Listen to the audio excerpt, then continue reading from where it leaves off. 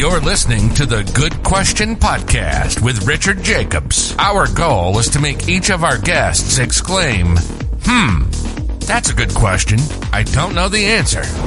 Because when that happens, it means you, the listener, may be inspired to learn more beyond the interview and to ask great questions yourself that lead to new insights. In this podcast, we cover historical and current anthropology, comparative religion, and history. Welcome, and let's get started. Hello, this is Richard Jacobs with the Good Question Podcast. I have Iain Walker. He's an executive director of newDemocracy Foundation, NDF, in Australia. He's been doing that since 2011. And we're going to talk about his various works in local and state government levels, different forms of governance, including possibly some sortition. So, Iain, thank you for coming. A pleasure, Richard. Yeah, tell me a bit about your background and how did you get involved with these kind of topics? It's a varied background. I started my career as a sports agent. I spent a little bit of time in technology, as everyone did around 2000. And in that time, I got a little bored and did a master's in public policy. And I think my natural orientation is maybe a little more autocratic than democratic. You think, I think I could make all the great decisions, as many people watching the news think. And I did this subject on Athenian democracy on citizens' assemblies. And I probably approached it fairly cynically. And then, if you do a subject for 13 weeks, you start seeing when something is hard to break. Got interested from there, and through a few little accidental cross paths, met Luca, who funds the newDemocracy Foundation, and we got talking. And that was the start of things for me. Yeah, I've heard a bit of, several people talk about, Ancient Athens. Can you talk about a little bit what they did? What are these citizen assemblies, and what did you learn that was interesting? There's a great book by David Van Raybroek called Against Elections. And David's an author. And though you may remember a few years ago, there was an election in Belgium which didn't yield a result for 541 days. And being a historian, David chose to take a look at this. Now, the reason I start there is if I say to you, where did democracy start? Most people will say, Greece. And yet they didn't have elections in Greece. Elections are a very modern means by which to do democracy. Arguably not the best way. A lot of people think democracy is voting. Democracy is elections. Elections are one way to do democracy. It's a different way of thinking. If you think of what is a democratic decision, it's when we're acting on the informed general will of the people.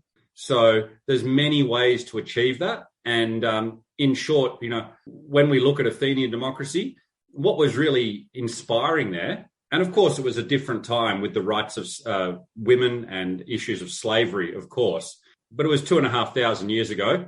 I think most of our democracies didn't start by giving women the vote either. You judge something of its time. But what was insightful in Athens was that there was a broad equality of rich and poor having a say, and they achieved that through the use of random selection. They had a fabulous old stone machine for doing so, but at the core of it, that was the genius idea. And I think to bring it up to the current day, you can pick up a newspaper every day that's talking about, what's wrong with our democracy. Well, there's not a lot of people talking about what we do about it to fix it. And so our simple starting point as newDemocracy is let's not talk about all the problems. Let's look at where the solutions may lie. And in the current day setting, I think the wider public has a lot of trust for the criminal jury system. It may occasionally make mistakes, but fundamentally, we don't see the influence of money. We don't see the influence of misinformation. We don't see jurors trying to maintain a media profile and build a career out of it. And so there's something to this idea of the jury system, of this equality of opportunity to be a representative. And that's really what we're trying to capture and see where it can fit and make our political system better. Okay, I don't understand what that means. So in ancient Athens, were actual politicians randomly chosen, or were these advisory boards to existing politicians? And how would that translate to today?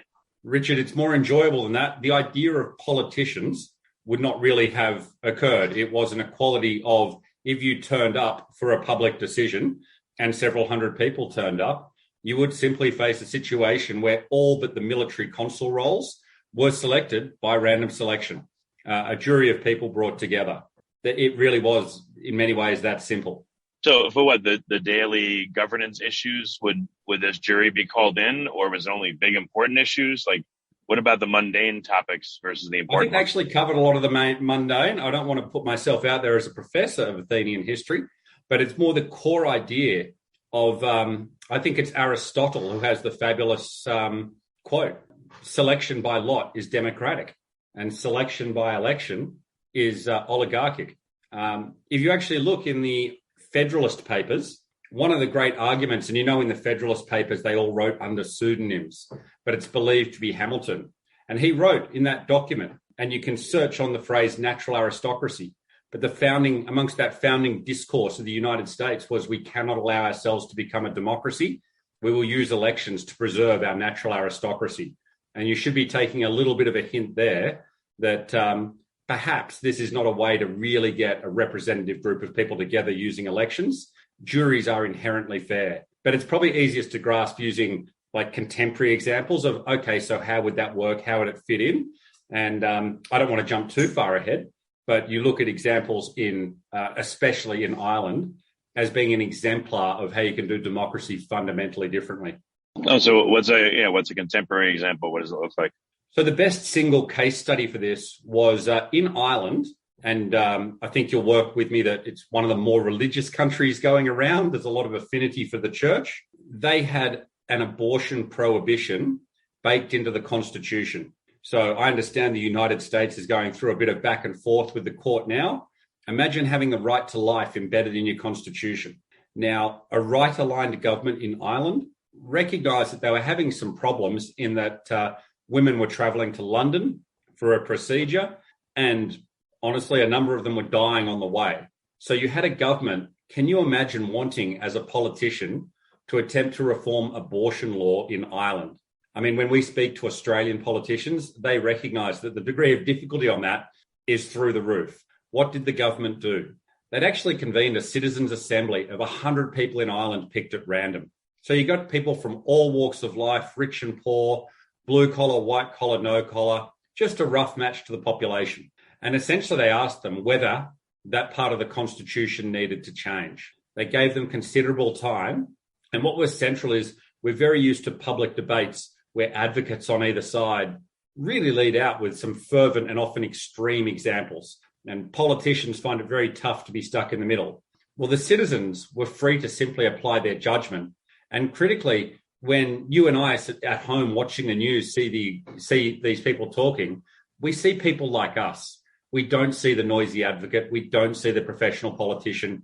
We don't worry about the influence of money. What happened with that group was essentially that they identified 3 scenarios where they would like abortion to be prohibited.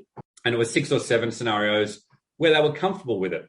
Now, we know some of the people in the government who were extremely nervous through this process because what the citizens were coming at was very different to what any politician was proposing. The final referendum passed 67-33. And if you know a bit about referenda, nothing passes like that. It can be a struggle to get to 51%, let alone 67%. And in exit polls, people consistently reference the fact that a group of people like them had taken the time and that they trusted them. So I think the key takeaway is if you can reform abortion law in Ireland with a right to life protected in the Constitution, there's probably other hard political issues around the world we can use by giving presidents and prime ministers the ability to call on a citizens' assembly and use it and essentially to reset a debate, reset a discourse. Yeah, I guess corruption gun shy because I feel like I see corruption everywhere today. So like when you say, like people were selected randomly, what are some of the nuances of that selection? How does it work so that it doesn't get corrupted as well? Richard, if I could cheat the lottery, I wouldn't be talking to you. I would be buying an island somewhere. You can make a lottery as public as you like. You could pick numbers, using a televised system that comes up with 3 and 4 digit strings that you've got to have in your mobile number. Maybe it picks birthdays, but fundamentally, we do have an ability to pick random numbers and to do so transparently. I'd also gently remind you of that fabulous analogy of the 2 of us needing to run away from a tiger. And, there's always that question of, well, you're not going to outrun the tiger. I don't need to. I need to outrun you.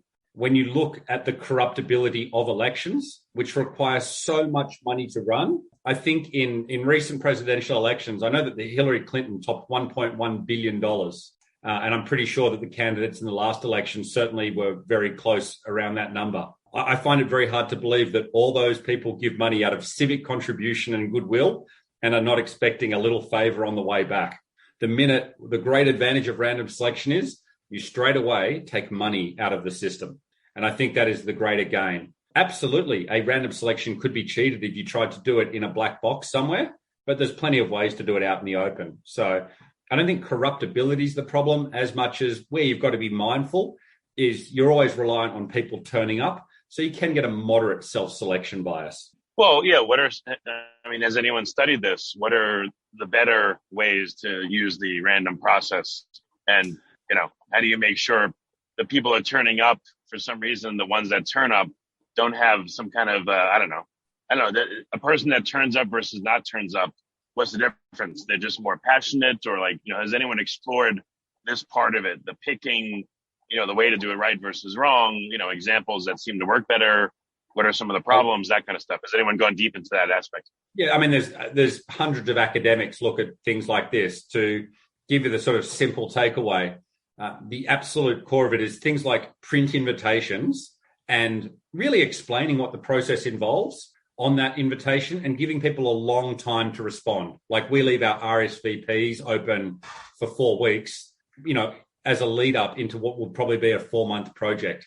The more you give people time and explain it, what you're really trying to tap into is most of us, regardless of wealth or background or anything else, we want to have a say in the decisions that affect us.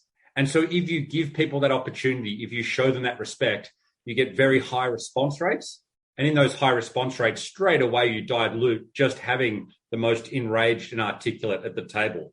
And really, that's our problem in a lot of public decision-making today. It massively appeals to the enraged, the articulate, and 95% of us sit there and scratch our heads and think it's all gone a little bit far. This is why it's such a good counterbalance and a complementary mechanism. Picture a leader you respect standing up to take a tough decision.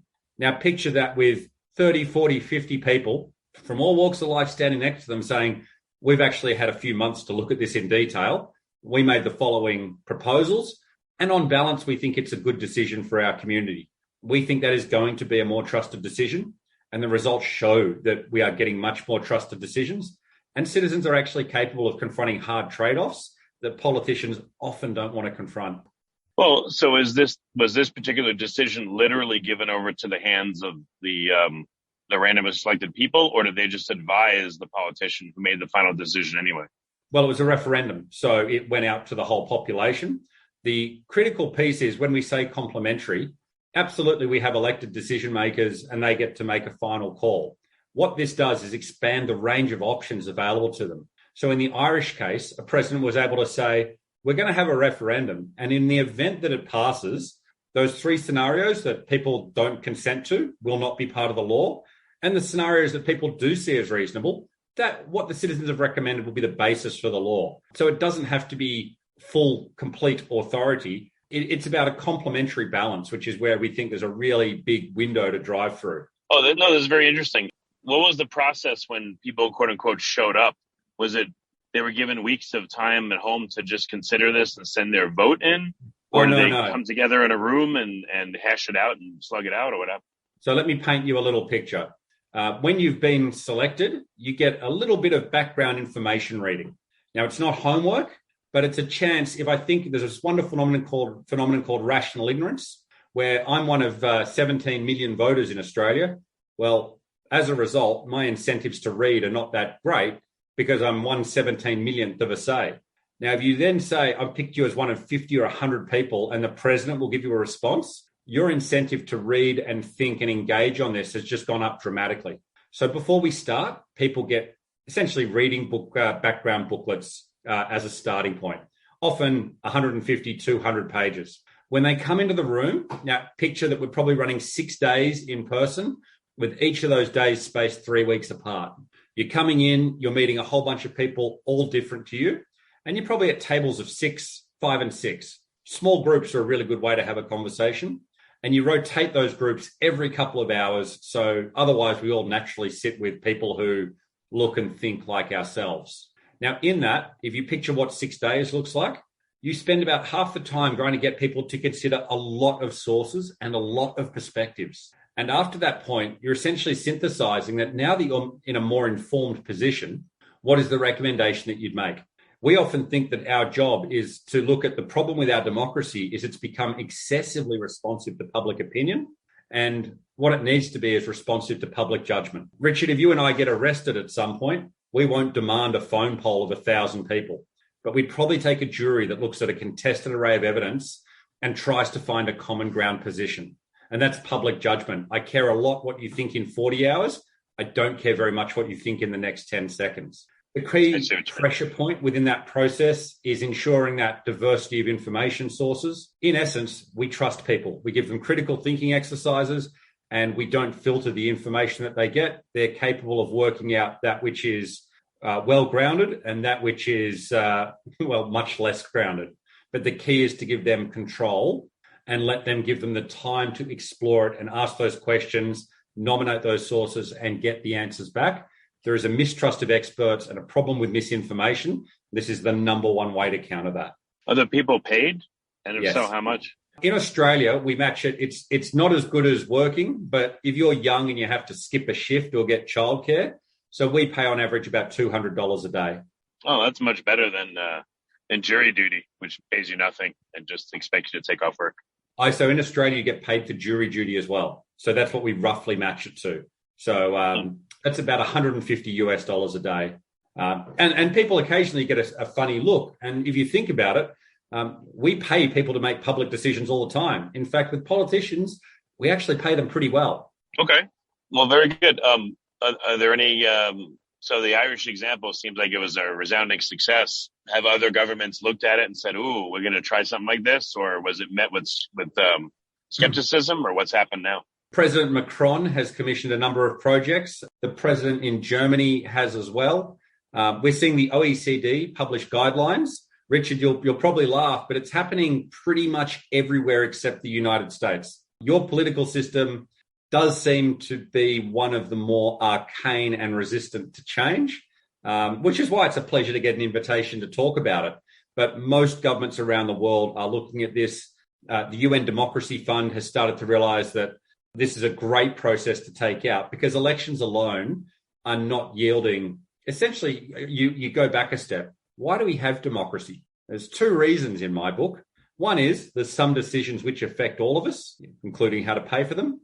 And the second one is to have social cohesion. You know, there's a lot of us that want different things and often very opposite things, and we need a way to resolve that. Now, because of the simplicity of voting and frankly, how easy it is to manipulate a vote, as the Cambridge Analytica experience showed, votes are pretty simple. Scare campaigns work tremendously well. As a result, it's easy to derail reform decisions. So we need something that's less easy to be derailed while still being robust, something trusted. And that really is the key of why citizens' assemblies and juries are working, is that, you know what we want to see in politics? We want to see people like us. We just want to see some regular folks instead of career politicians, instead of people who are clearly saying things because they're worried about their pre-selection, their nomination. And we look at them and think, I don't think even you believe what you're saying. That is a problem we can solve with juries. The number one thing with people we pick at random is they don't say things just to make us happy. You can't get 40 or 50 people to say something they don't believe in. I guarantee you can get 40 or 50 people in elected office to say something they don't believe in. What about the identities of the people? Are they shielded until after the decision's made? And if it's very contentious, like abortion, what if someone finds out who is, one of the random people or multiple random people and they attack them or they try to denounce them or, is there any need to protect the deciders? Not in Australia. I don't mean to be flippant, but what we do here is it's absolutely essential the wider community gets a feel for these people from the outset. If you hear that the government's discussing a tough decision and you say, hey, here's a group of people like you, you're likely to trust them and follow them. If you only discover who these people are at the end when there's the decision, if you don't like the decision, then you don't like the people. Now, in practice, this means we ask the jurors and say, hey, we'd like a number of you to appear in the media. Who feels comfortable doing that? As a rule, 80 to 90% of people do. There's always a few people who are shy. That's absolutely fine. What's great is to be able to show a cross-section of people and just give a sense of this person's, a carpenter, this person's a childcare worker, this person's a dentist. You get that real sense of, okay, well, they're not a lobbyist. They're not someone from the, pick your industry of choice that you don't like. But in terms of being attacked and found, the other dynamic to realize is that if you pick 40 people, they don't know each other. So if you try to corrupt one of them, and we have seen 2 attempts to get to a juror in a political environment, people have established networks. So if someone comes in with new information and pushes a decision, there's a little bit of social element of, well, let's trust him because we've known Bob 20 years. With a jury, it's very, very hard to manipulate it. We get super majority decisions in this environment. So we don't set a simple threshold of 50-50. What we're doing is trying to get the group to say, what can you all agree to? That's why it takes so much time. We let them self-write their recommendations.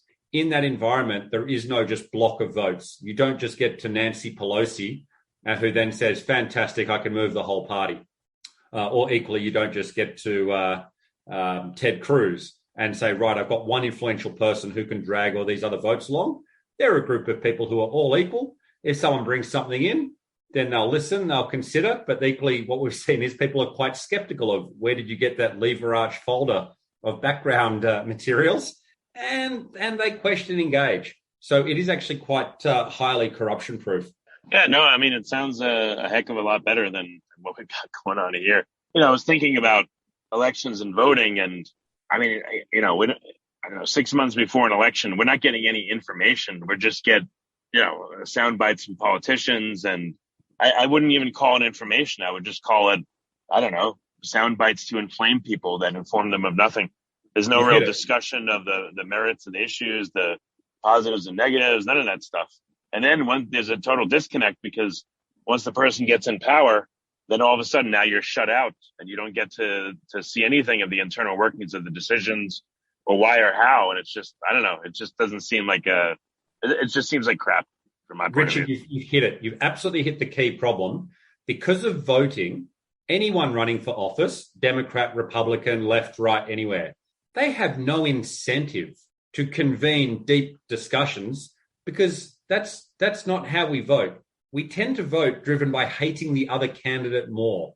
That's one of the prime determinants of how you vote. You don't vote for someone. You tend to vote because you actively dislike the other candidate. Now, in that environment, that's why you get sound bites. Voting has more in common with selling soft drink than it does with thinking. You want to have a quick association, a quick memory associated with that. So slogans, sound bites, negative messaging works super well. And that's a function of format. It's not because politicians are bad people. It's because that we've created a structure. They can see how that structure works and they can respond to it. So to fix it, we're saying, well, let's create a second structure. And all of a sudden you see the incentives are completely different. Within that second structure, there is no election. We get an equal chance to participate. You end up in a room with a whole bunch of different people. And the incentive now is, look, it's not about your individual view. What's hard to find is where the common ground position of the community is. So we will report to your governor, to a minister, to a leader in government, whatever it is that you can agree on, that you can support with evidence. Now, you see what we've just done to people's incentives there. Now they have an incentive to read, an incentive to question, an incentive to listen to one another. One of the most common things is this pure impact of we all tend to hang out with people just like ourselves. This is creating a little bit of space in society where you mix with people with a very different level of wealth, a very different life experience. And that mixing is a good thing to do. And if that mixing results in people standing behind something and saying, on balance, we think this is fair, that's got a great role to play in our democracies and making them a little less agitated. Well, I mean, like you said, in Ireland, they convened this, and Macron in France has convened a few times. But, how do you know when you're getting so close to home where the politician, the leader's going to be like, oh, no, we shouldn't do that.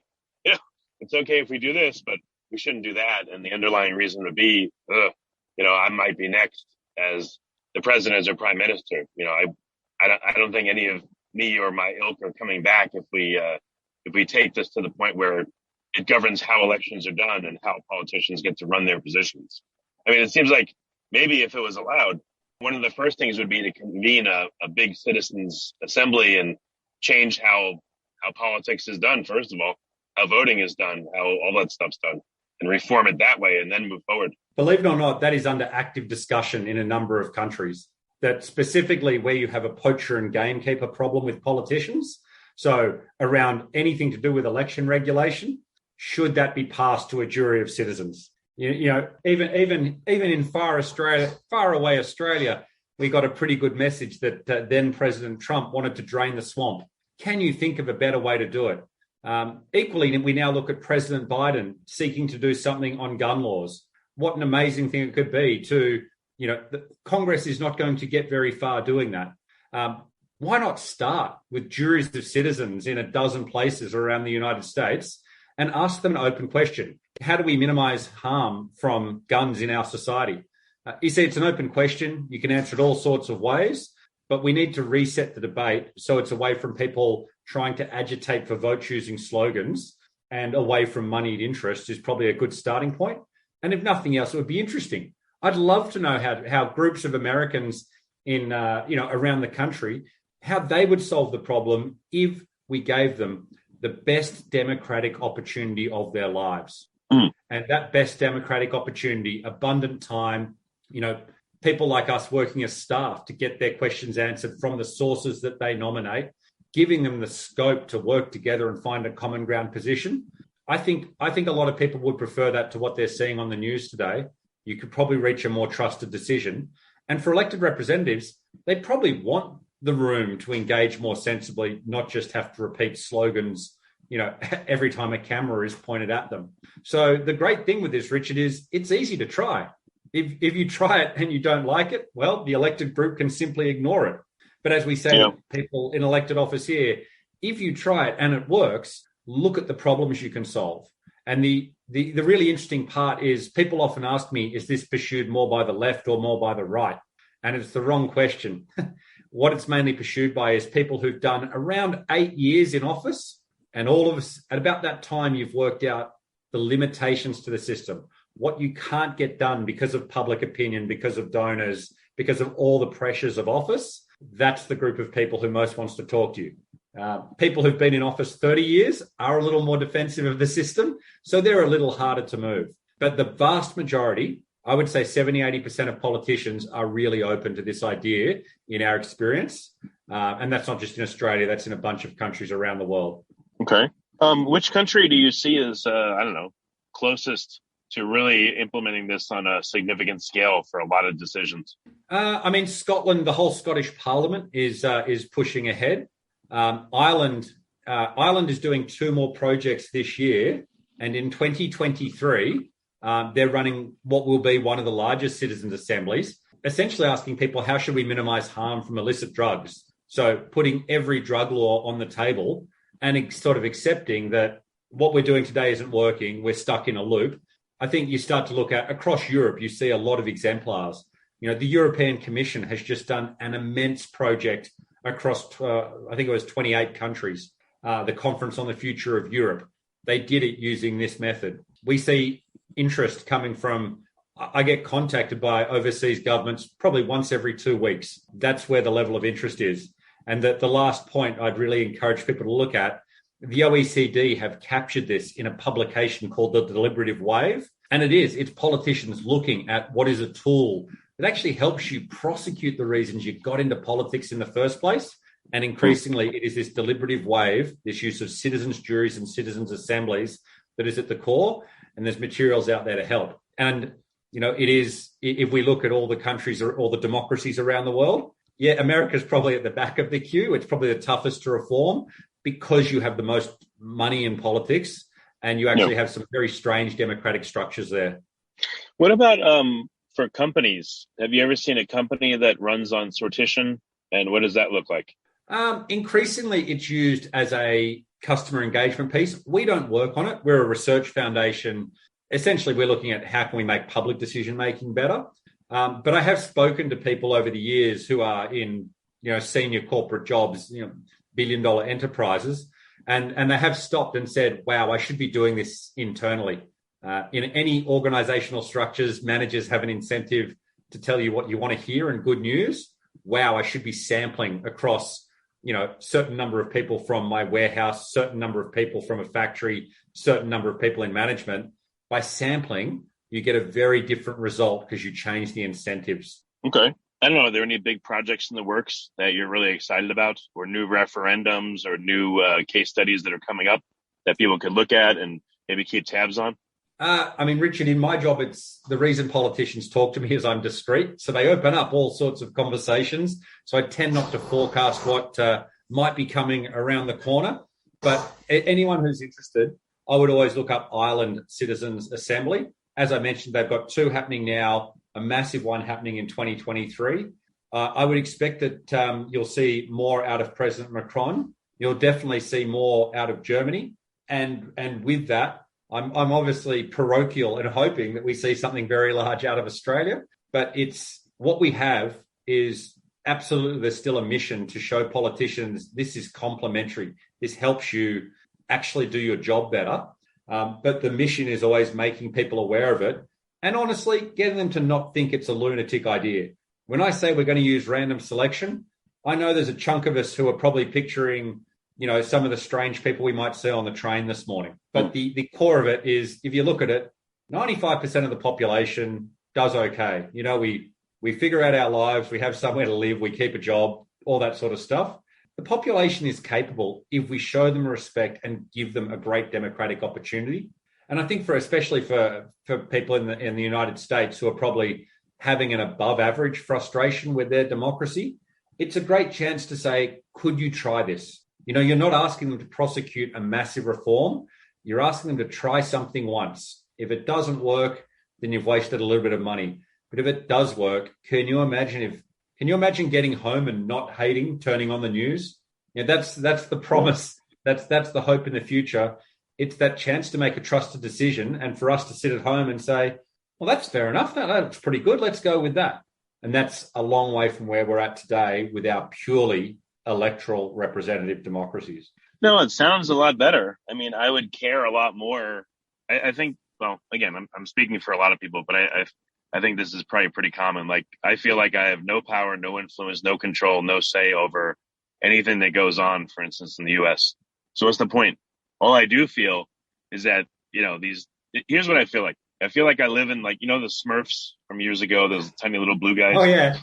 I feel like we live in Smurf Village, and there's these giants that are coming around, stomping on houses and killing people and falling on people and killing them. And we can't get rid of them. And we have to pay attention to them. But all they do is destroy shit. That's our government and our Congress and all that stuff. It just, I don't know. They're just there making noise and causing problems. And we just have no say in what goes on. But we have to deal with them. So it's incredibly frustrating. So I'd rather something like this. At least there's a chance of feeling like what you have to say counts, or people that you think are trusted. Again, that person runs a beauty salon.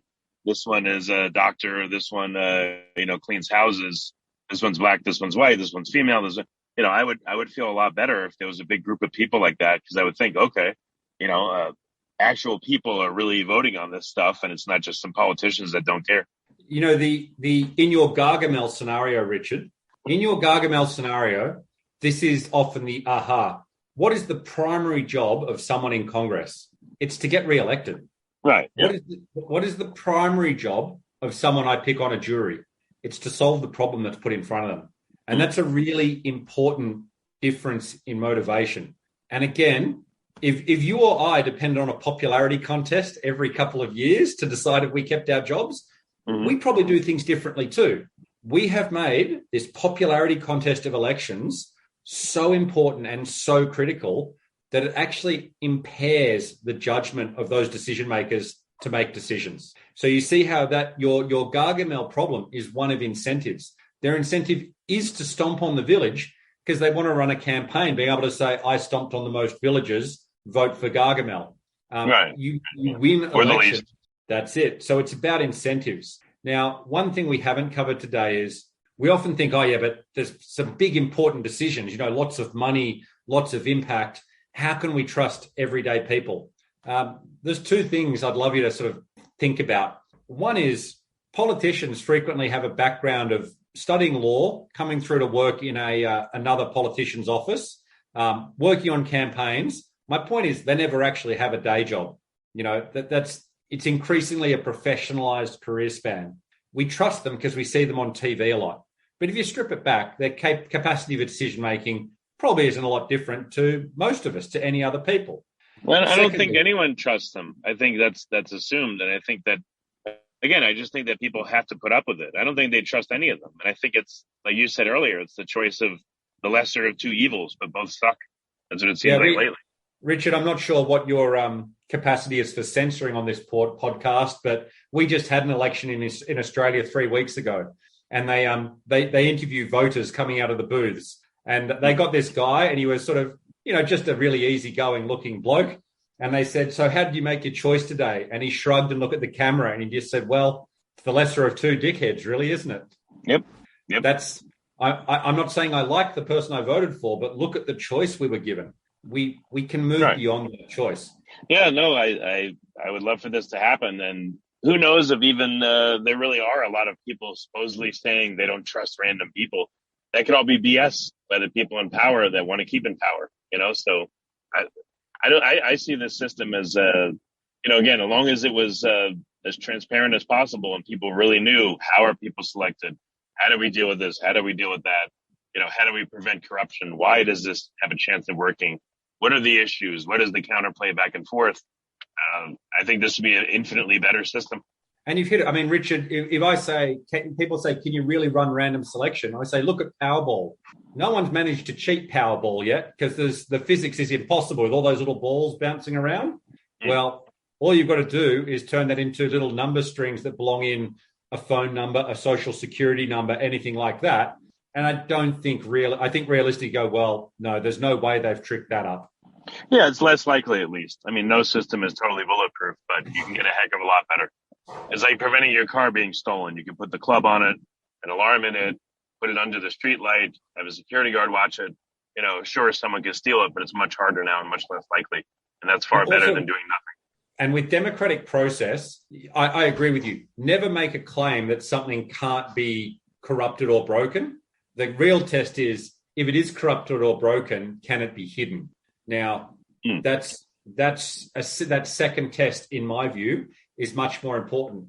Absolutely, we've seen attempts to take down our recruitment system. You will laugh that we have done topics on a fairly high degree of controversy, things like nuclear waste facilities, and it was a topic on cars and bikes must share the road that had the most systematic attempt to defraud our recruitment system. So you never know where controversy may lie. Well, I don't want to make you take too much time, but was there anything curious or interesting about the way in which people try to thwart the system? Did you learn anything from it that was interesting? No, it tends to be fairly brute force because people don't understand the method. So if you think about simply, Richard, if I do a random sample of addresses and we post out an invitation to them, people tend to register from their own address, so you can match the two things together. There's relatively simple ways to ensure that there was no passing around of invitations. Occasionally people will get one at their work address and register at their home address, but we tend to just ring people up. If we pick one and it doesn't have an address match, my favorite memory in this job was ringing someone up and I said, look, you've been picked, but the address doesn't match. Can you tell me where you got it? He said, yeah, it went to my mother's house. I went, oh, good. What's the address? And he said, I don't know. So on that instance, we judged that was fraudulent. People are not expecting a phone call out of the blue. They're not expecting having to construct a story around that. So, it's relatively easy to detect is the point here, whether or not an invitation's gone to someone. But beyond that, the only exclusions we have are for people in paid political office. Aside from that, let's give the broadest possible opportunity to people. Yeah. And I mean, a dead person can vote. We've seen that, but it'd be much harder for a dead person to be on a committee and give their opinion of what's going on. So. And yet I'd save on catering. Well, excellent. This has been a really cool call. Very interesting. How can people find out more, and how could they try to maybe, give a little bit of a kick or an impetus to their officials, local, city, state, federal, whatever it is, to consider these things, maybe implement them? Sure thing, Richard. For us, we run a really simple explainer at changepolitics.org.au. Now, in America, there's a fabulous organization called Of By For. So if you just Google join Of By For, I think it's got a .us script. That's a really good way to, again, get a basic understanding. You actually mentioned what's the best thing people could do to make it happen is actually just start talking about it. Put it out there on social media, start to contact your politicians and say, what do you think? And because it's a topic about democracy, we find that they're much happier to engage on it than they are about, a real hard policy topic. Letting politicians know you're interested in it is half the battle. So, if people want to take a look at that changepolitics.org.au, at joinofby4.us, and then just start a conversation, send a tweet, drop an email through to your politician, ask them what they think, ask them if they take a look.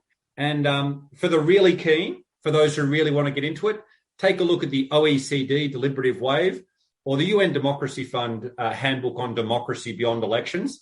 They're the two kind of cornerstone publications starting to really explain in a little more detail. But if I can give one final recommendation for those who are a bit curious, there's one great book you should read on it, Against Elections by David Van Raybroek. It's short, it's punchy, it's fun. You can read it in an afternoon at the beach.